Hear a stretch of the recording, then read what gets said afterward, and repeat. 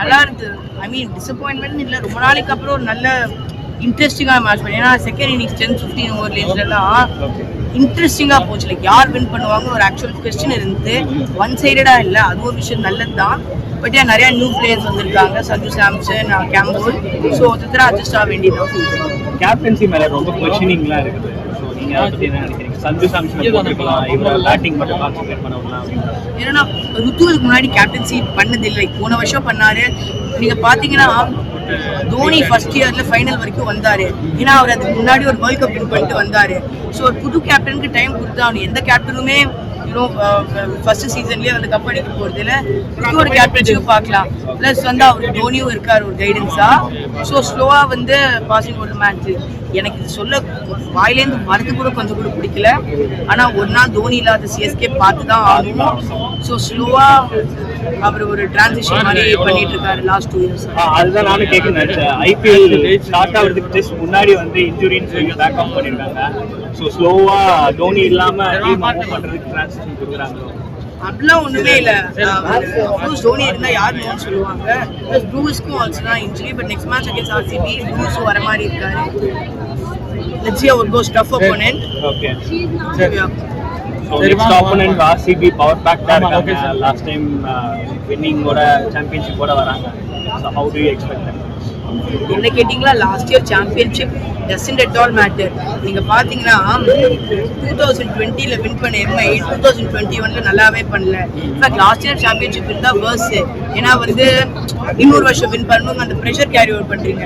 Last year win பண்ணேன்னா இந்த வருஷம் ஒரு ஃப்ரெஷ் இது மாதிரி இருக்கு. So in fact last year win பண்ணலேனா தான் பெட்டர். நீங்க பாத்தீங்கன்னா சிஎஸ்கே 10-11 அண்ட் எம்ஐ 19-20 தவிர வேறு யாருமே 2 இயர்ஸ் வின் பண்ணது இல்லை. So plus good no new champions every year, புது teams. Gujarat next LSG, Punjab Gujarat win பண்ணிட்டு இருக்கட்டும். பட் சிஎஸ்கே வந்து கண்டிப்பாக இந்த தடவை வின் பண்ணுவாங்கன்னு ஹோப் பண்ணுறேன். தட் இஸ் அவங்க ஸ்குவாடு கொஞ்சம் நியூவா இருக்கு. நல்லா இல்லைன்னு சொல்லல. ஒரு ஐபிஎல் கண்டிஷன்ஸ், சென்னை வெதர், பிச்சு, இந்த கிரவுண்டு, நிறைய புது பிளேயர்ஸ் இருக்காங்க. So they all have to get used to it one by one. Match போச்சு பரவாயில்ல ப்ரோ, முன்னாடிக்கு பரவாயில்ல இருக்கிறது. நாங்களாம் நல்லா மைண்டை விட்டுட்டு தான் வந்தேன். ஆனால் பரவாயில்ல போன மேட்ச்சுக்கு கொஞ்சம் எஃபர்ட் போட்டிருக்கலாம் ப்ரோ பேட்டிங்கில். அவ்வளோதான், மிச்சபடி ஏன்னா கைக்கோட் கொஞ்சம் ரிஸ்க் எடுத்து அடிச்சிருக்கலாம். ஸோ அவர் ஏன்னா ஸ்பின்னர்ஸ் சஹால யாருமே டார்கெட் பண்ணவே இல்லை. ஸோ சஹால் ஈஸியாக பந்த போட்டு அவர் பாட்டுக்கு அடி போயிட்டே இருந்தார். ரொட்டேட் மட்டும் தான் பண்ணார். கைக்கோட் கொஞ்சம் ட்ரை பண்ணியிருக்கலாம், புஷ் பண்ணியிருக்கலாம். ஒன்றும் பண்ண முடியாது. ரொம்ப டாப் ஆர்டரே டிபெண்ட் பண்ணி இருக்கிற மாதிரி இருக்கும். ஆமாம் ப்ரோ, டாப் ஆர்டரே டிபெண்ட் பண்ணி மாதிரி இருக்க மாதிரி தான் இருக்குது. பட் ஆனால் என்ன பண்ணுறது, கீழே இருக்கிறதுக்குள்ள யங் ஸ்குவாடு, அவங்களுக்கு கொஞ்சம் சான்ஸ் கொடுக்க தான் செய்யணும், யாராவது இருக்க தான் செய்யணும். இல்லை கைக்கோட் ஆனது நீங்கள் ஓகே தான். பட் அந்த டுவர்ட்ஸ் எண்ட் கரெக்டாக ஆக்சிலேட் பண்ணுற டைமில் அவர் அவுட்டாக இருக்கக்கூடாது. அந்த டைமில் ஆக்சிலேட் பண்ணியிருந்தாருன்னா எனக்கு தெரிஞ்சு ஒரு 20 runs 240 அடிச்சிருப்போம் கண்டிப்பாக. பவுலிங் ரொம்ப டிசப்பாயிண்டிங்காக இருக்குது. ஆமாம் ப்ரோ, எனக்கு தெரிஞ்சு பவுலிங் என்ன பண்ணுவாங்கன்னே தெரியல. இந்த சீசனும் கிட்டத்தட்ட அப்படி தான். ஏன்னா ஒரு புல் பண்ணுறதுக்கு யாருமே இல்லை. ஆக்சுவலி ரொம்ப ரொம்ப வீக்காக இருக்குது பவுலிங் லைன். அப்போ வந்து ஸ்டார்டிங்கில் 10 பால்ல 40 ரன் அடிக்கிறாரு. அப்போ என்ன பண்ணுறது? பவர் பிளே தோனி என்ன சொல்றாருன்னா பவர் பிளேல தான் கேமே இருக்கும் பாரு. பவர் பிளேலேயே நம்ம தோத்துறா போவோம், ஒன்றுமே ஃபுல்லே பண்ண முடியாது. பும்ரா மாதிரி நம்மகிட்ட யாருமே கிடையாது. ஸோ அதுலேயே மேட்ச் முடிஞ்சிருக்கும். ஆப்ஷன்லேயே நம்ம வந்து தோத்துட்டோம். ஒரு பவுலருக்கு வந்து நம்ம மணி ஸ்பெண்ட் பண்ணி நம்ம எடுத்திருந்தோம். அட்லீஸ்ட் ஒரு பவுலர் அந்த 4 overs நம்மளை காப்பாற்றுங்க. 4 overs 24ங்கிறது பெரிய விஷயம் இந்த டைமில். ஸோ அதை ஒவ்வொரு டீமும் அந்த மாதிரி ஒரு பவுலர் வச்சிருக்காங்க. அந்த 2 யங்ஸ்டர்ஸ் 14 crores எடுத்தது வேஸ்ட்னு நினைக்கிறீங்களா? லைக் ஒருத்தருக்கு மேபி இல்லை ப்ரோ. பட் அது அந்த இது மிட் சீசன் ட்ரேடுங்கும் போது நம்மளுக்கு எனக்கு தெரிஞ்ச பெரிய பவுலர் யாரும் கிடைக்கல. பட் எடுத்திருந்தாலும் அதே மாதிரி சின்ன பவுலர் தான் எடுத்திருப்போம். அவங்களும் இந்த ப்ரெஷரில் இப்படி தான் வந்து போட்டிருப்பாங்க. ஸோ யாராவது ஒருத்தர் எடுத்து கொடுக்கும் போது தான் நம்மளுக்கும் சரி அடுத்த யங்ஸ்டர்ஸ் வரும்போதும் ஓகே நம்ம போடணும் அப்படின்னு இருக்கோம். பட் இவங்க டாப் ஆர்டரில் ஹென்ரிலாம் ஒன்றும் நம்ம என்ன சொல்ல முடியும், ஒன்றுமே பண்ண முடியல. அவரெல்லாம் எடுத்து கொடுக்கணும், ஆனால் அவர் பண்ண மாட்டாரு. அப்போ நம்ம என்ன பண்ணுறது? ஓகே, எங்கே ப்ரோ எதிர்பார்த்தோம் எல்லாம் வந்தோம். ஓகே, அன்எக்ஸ்பெக்டட் தான். பரவாயில்ல, நாங்கள் வந்து தலைக்காக வெயிட் பண்ணுறோம், திருப்பி வர வெயிட் பண்ணுறோம். வேற என்ன பண்ணுறது? ஆர்சிபி ஃபேன்ஸ் எல்லாம் வெறுப்பேற்றுறாங்க, வெறுப்பேற்றுட்டோம். நெக்ஸ்ட் மேட்ச் அவங்களோட தான் வர மேட்ச். இந்த அளவுக்கு அதான் அவங்க 15 வருஷம் இந்த மாதிரி தான் இருந்தாங்க. நாங்கள் 2 வருஷம் தான் இந்த மாதிரி இருக்கிறோம். பிரச்சனை இல்லை, பார்த்துக்கலாம். கம்பேக். பவுலிங்கில் என்ன அளவு வீக்காக இருக்குன்னு நினைக்கிறீங்க? பவுலிங்கே இல்லை ப்ரோ. இன்னொன்று உள்ள நீங்க பிளேயர்ஸோட பாடி லாங்குவேஜே பார்த்தீங்கன்னு வச்சுக்கோங்களேன், தோக்குற மாதிரி போச்சுன்னா அவங்க பாடி லாங்குவேஜ் யாருக்குமே இல்லை. நீங்க உள்ள பார்த்தீங்கன்னா கேப்டனுக்கே இல்லை ஃபர்ஸ்ட், அவ்வளோ லூஸ் ஆயிடுச்சு, முடிஞ்சிச்சுன்னு நினைச்சிட்டாரு மேட்ச். லைக் தோனியோட ஷேடோலே இருந்ததுனால ரித்துக்கு வந்து அவ்வளோ இது தெரியல. கேப்டன் இருந்தால் நல்லா இருக்குமோ, நல்லா இருக்கு தெரியும் இந்த டீம்ல. மேபி சஞ்சு சாம்சனை ட்ரை பண்ணலாமோ? சஞ்சு சாம்சன் ட்ரை பண்ணலாம். அதான் ப்ரோ, அந்த கேப்டன் கொடுத்து இவங்க ப்ரெஷர் கொடுத்தாங்கன்னா யாருமே ஆட மாட்டாங்க. இவங்கெல்லாம் பிளேயர், கெய்க்வாட் ஒரு பிளேயர், சஞ்சுன்னு ஒரு பிளேயர். கேப்டன் ரோல்ன்றது வந்து பார்த்தீங்கன்னா சிஎஸ்கே எடுத்துக்கணும். இந்த மேட்ச் ஷாட்டுலாம் எடுத்துக்கலாம், கெயின் வில்லியம்ஸ் எடுத்துக்கிட்டா ஆப்போனண்ட்டுக்கு கண்டினியூ ஒரு கேப்டன் இருக்காருன்னு புரிஞ்சுக்கணும். பட் ஆனால் அதெல்லாம் பண்ணல. இதுமாதிரி சொல்லத்துக்கு இல்லை. வந்தான் சேர் வந்தான், அதுக்கு பிரியாச்சாரியா வந்தான், வச்சுட்டு போயிட்டாங்க. கடைசியில் வந்து விக்கெட் 2 விழுந்ததுனால கொஞ்சம் ஓப் போகுது. அப்புறம் வந்து ஸ்பாயினேஸ் சதான் சிங் வச்சுட்டு போயிட்டாங்க. என்ன பண்ணுறது, ஒரு ரன் அவுட் ஒன்று பண்ணாங்க, அவ்வளோதான் இருந்தது. ஆயுஷ் போன மேட்ச்சுக்கு இந்த மேட்ச் பேட்டிங் பரவாயில்ல, பவுலிங் வந்து போன மேட்சே நிறைய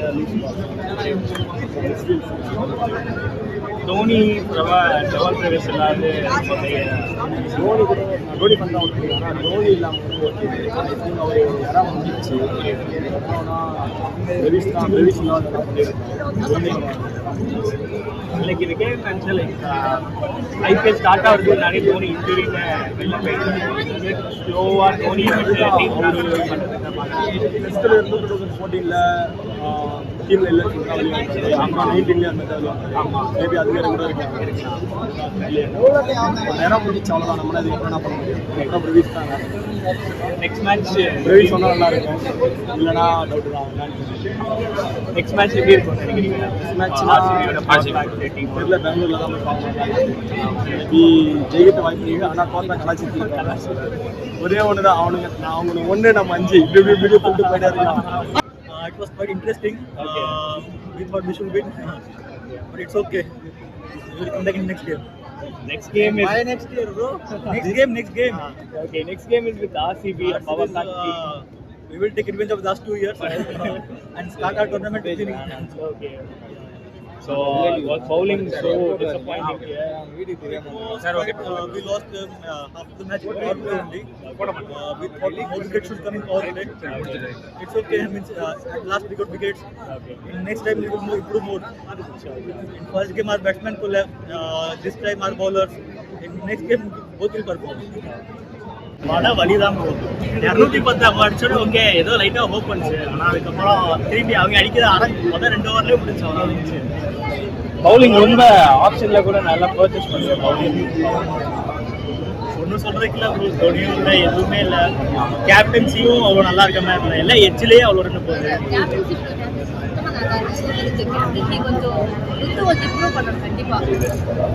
செட் பண்றது எல்லாமே வந்து எஜ் வாங்குது, அங்க யாரும் ஃபீல்டு திருக்க மாட்டாங்க. ஆனா வந்துட்டு நம்ம அவங்க டீம் பண்ணும்போது நல்லா பண்ணாங்க, ஆனா நம்ம டீம் நல்லா ஃபாலோ பண்ணாங்க.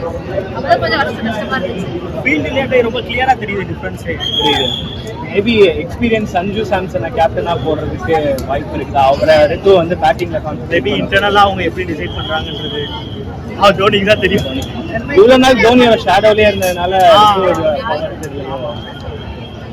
அந்த ஒரு லெஜெண்டரி பெர்ஃபார்மன்ஸ்க்கு அப்புறம் வந்து அடுத்த டிரான்சிஷன் பேஸ் ரொம்ப கஷ்டமா இருந்துச்சு. மும்பைக்கு வந்து அந்த மாதிரி அவ்வளோ ஸ்ட்ரகிள் இல்லை, ஏன்னா சூரியக்கா அது ஹர்திக் பாண்டியா எல்லாருமே அதுக்கப்புறம் கண்டினியூஸாக இருக்காங்க. சிஎஸ்கேக்கு அப்படி இல்லை. இதுக்கப்புறம் சான்சஸ் இருக்குமா இல்லையானு பார்ப்போம். மேட்ச் சூப்பராக இருந்து, ஏன்னா லாஸ்ட் மேட்ச் விட இந்த மேட்ச் ரொம்ப நல்லா இருந்தது. ஸ்கோர் பார்த்தீங்கன்னா 200 மேலே அடிச்சது பெரிய விஷயம். சென்னை நம்ம டீம் வந்து நல்லாவே இருந்தது. என்ன பவுலிங்கில் கொஞ்சம் நமக்கு வந்து சரியாக வந்து ரியாக்ஷன் சரியில்லை. பட் அந்த பவுலிங் ஸ்டைல் மட்டும் மாற்றிட்டாங்கன்னா சென்னை அடிக்க ஆளே. தேங்க்யூ.